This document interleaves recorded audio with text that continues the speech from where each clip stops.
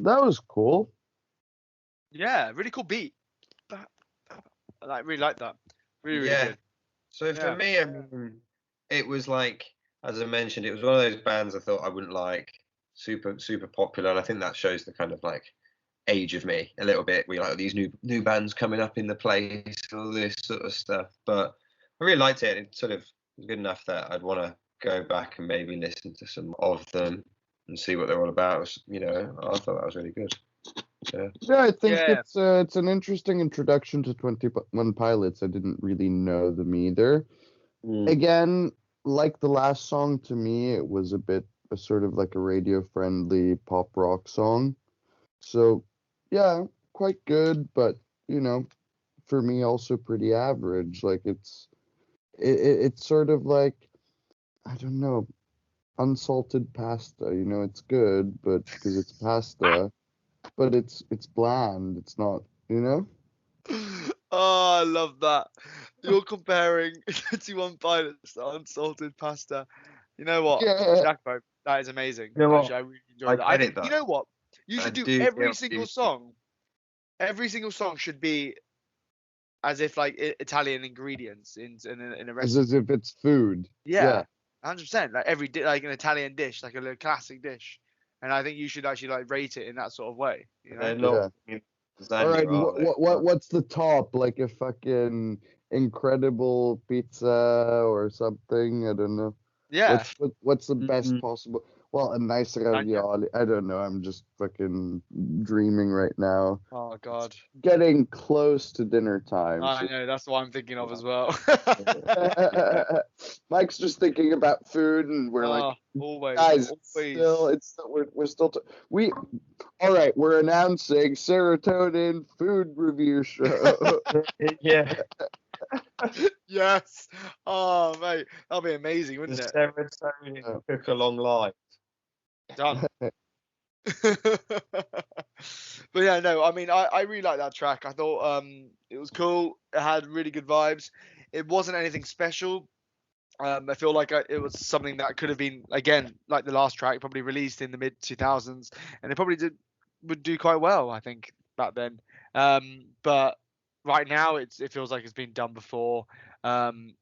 But it's something cool that I can listen to in the background. I'm happy to listen to again.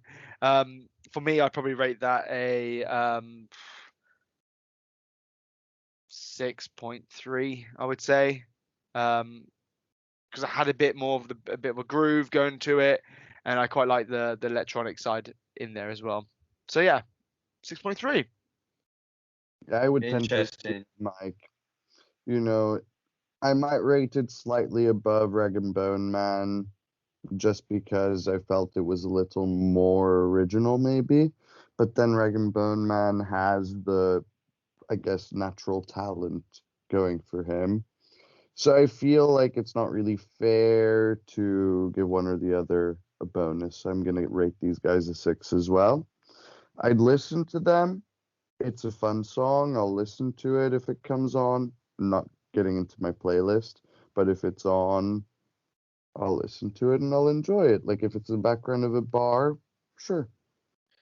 I would tend to agree, to be honest. I think it's always good to try these new bands that like coming up through the commercial circuit or whatever, which we've heard of but never listened to. And occasionally bands do really well. Like Idols are absolutely smashing it. They're on Radio 1 all the time and stuff like that. And so sometimes you do find like these sort of diamonds from that which you weren't expecting, but this definitely isn't that.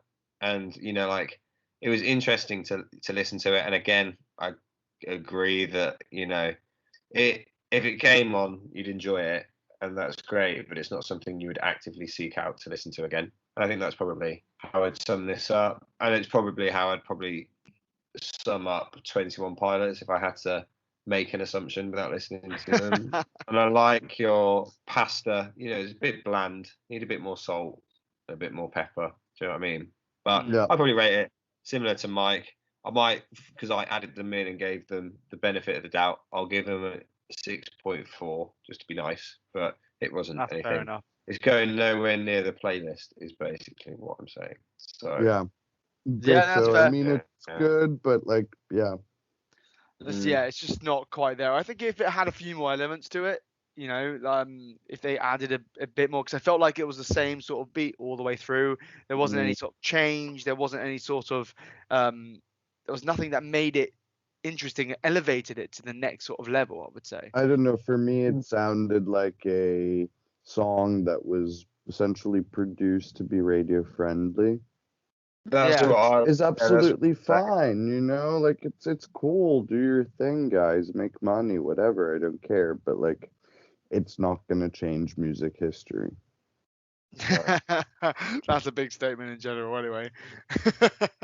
Well, yeah, but there are bands that do that, and I'm not necessarily saying Idols has done that, but because Ben mentioned them earlier, I feel like they're an incredibly original act that can still be successful. And yes, they take from the past and they have influences, but they're doing their own thing and they're doing it incredibly well. So I would say out of the new bands that I've listened to in the past, couple of years that are actually real new bands, I would say Idols actually has a good chance of being remembered in time. These guys, maybe, maybe not. I mean, do you really remember the pop rock bands from 15 years ago? You remember Coldplay, you remember Franz Ferdinand, maybe, but do you remember all the other bands that we listened to at the time? Yeah, came in and out. Yeah, no, you're right. You're completely right. And that's the thing. I think in order to like really go down and be remembered, I mean, I'm sure there are some bands that have a cult following and always will have a cult following, but realistically, to be remembered by the masses, even not by millions of people, but even by hundreds of thousands of people, you kind of have to do something different, really. You kind of have to do something that's not only original, but stand out. Has to stand out amongst the crowd, really. But anyway, leading on, I'm going to move on to the next track that I've chosen. This is the last track of the show. This is a band called Siamese. So Siamese are a band from Denmark. They're a metal band. They've had a lot of albums released through the years, and this latest album, they've actually partnered up with Rory Rodriguez from Dayseeker. I don't know if you guys know Dayseeker. Dayseeker is a really, really cool metal band from LA. I think they're from LA, and the lead singer is on this track. But yeah, Dayseeker is really good. They've got a track called Crooked Soul and Sleep Talk, and the Sleep Talk album is brilliant.